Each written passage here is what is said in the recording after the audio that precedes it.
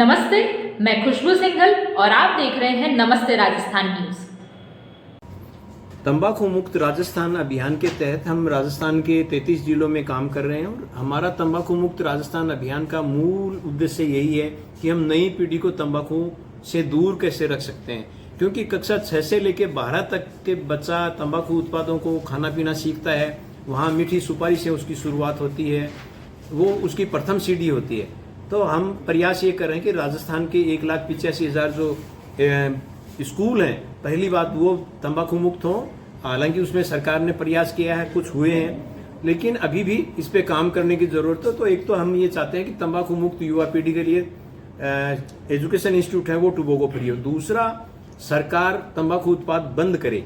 यदि बंद नहीं करती है तो इसको निर्धारित संख्या में बेचना चालू करे। जैसे शराब बेच रही है, शराब से सरकार को 15,000 करोड़ का रेवेन्यू कलेक्ट होता है। तो हम सरकार से अभी बात भी हुई है, लिखित में भी उनको दिया है कि करीब 40,000 करोड़ का कारोबार सालाना इसका होता है और आप 10,000 करोड़ का रेवेन्यू कलेक्ट कर सकते हैं यदि इसको निर्धारित स्थान पे बेचें। तो ये नई पीढ़ी से दूर रखने के लिए हम ये वेंडर लाइसेंसिंग की उनके साथ बात कर रहे हैं कि जैसे दवाई बिकती है उनके पास मेडिकल स्टोर का लाइसेंस है, दूध की डेयरी है उनके पास लाइसेंस है, दारू की दुकान है उनके पास लाइसेंस है। तो तंबाकू बेचने वाले के पास भी लाइसेंस वाला ही तंबाकू बेचे, उसके अलावा वो नहीं बेचे। क्योंकि अभी क्या है, बस जो भी स्टेशनरी की दुकान है वहाँ भी या किराने की दुकान है वहाँ भी वो चीज़ बच्चा टॉफी खरीदने जाता है, वहाँ वो तंबाकू उत्पादों को इस तरह से प्रदर्शित करता है तो वो बच्चे को अट्रैक्टिव करते हैं। तो वो अट्रैक्टिव नहीं करेंगे और वो बच्चों से वो दूर होगी।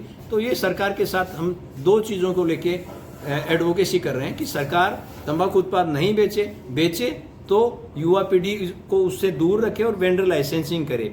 तीसरा, हम ये सरकार के साथ ये प्रयास कर रहे हैं कि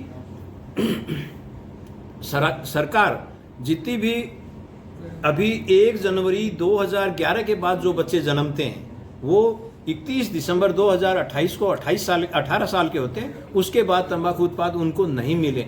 डेनमार्क एक ऐसा देश है जहां उसने शुरुआत की, उसके अलावा भी 4 और कंट्री हैं जो उन्होंने अपनी नई पीढ़ी को तंबाकू उत्पाद बेचने से मना कर दिया और उनको वो तंबाकू उत्पाद अब नहीं बेच रहे हैं, नहीं मिल रहे हैं। तो हमारे यहाँ भी हम ये चाह रहे हैं कि तंबाकू उत्पाद 2028 के बाद जो पीढ़ी आती है 18 साल की होती है उसको तंबाकू उत्पाद नहीं मिले।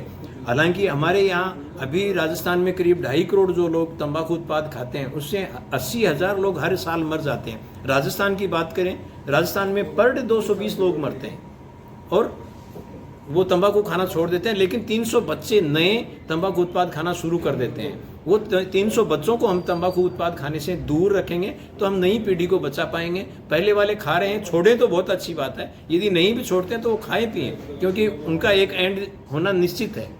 और तंबाकू उत्पादों से होने वाली बीमारियों पे जितना खर्च सरकार कर रही है वो इतना ज़्यादा है, जो करीब 4 गुना ज़्यादा है जो इनको इनकम होती है उससे भी।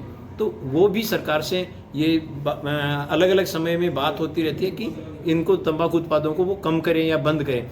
एक कानून में भी थोड़ा परिवर्तन करने के लिए सरकार को कहा गया है और प्रयास कर रहे हैं। आज जोधपुर में जो हमारा करने का मूल एजेंडा ये था कि जोधपुर के 16 लाख लोगों में से 6 लाख लोग तंबाकू उत्पाद खाते हैं और वो रोज 3 करोड़ का तंबाकू उत्पाद खा जाते हैं, इतने का अनाज भी नहीं खाते हैं।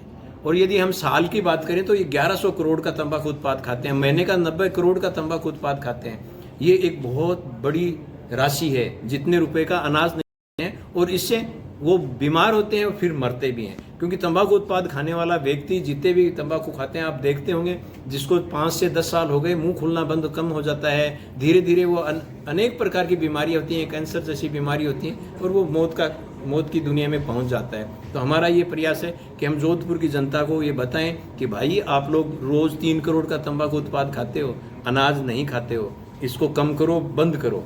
और इनको बंद भी नहीं करते हो तो कम से कम आपकी आने वाली पीढ़ी तो तंबाकू उत्पाद नहीं खाए, ये हमारा प्रयास है। सर, जैसे व्यसन एक लत है और इसमें युवा, बच्चे और अधिकतर एजुकेटेड लोग भी इसमें वादी हो जाते हैं, और आप कह रहे हो सरकार का कोई सख्त कानून नहीं है। जैसे शराब का सख्त कानून का आबकारी एक्ट उसमें कार्रवाई करता है, इसमें एक्ट बना हुआ है, RNC एक्ट भी वो बना हुआ है, मतलब धूम्र निषेध की एक्ट बना हुआ है, लेकिन उसमें कोई कोर्ट पैक्ट में विशेष ऐसी कार्रवाई नहीं होती, ना उसमें कोई सजा का प्रावधान है, तो वो वापस आके वही तंबाकू। देखिए, आप सही कह रहे हैं कि कार्रवाई एक्ट बने हुए हैं, एक्ट पे यदि कार्रवाई होती है तो उसकी पालना में लोग उसमें कम, जैसे 2003 में बना उस वक्त हर कहीं बीड़ी सिगरेट पीता था। आज वो चीज़ें नहीं हैं।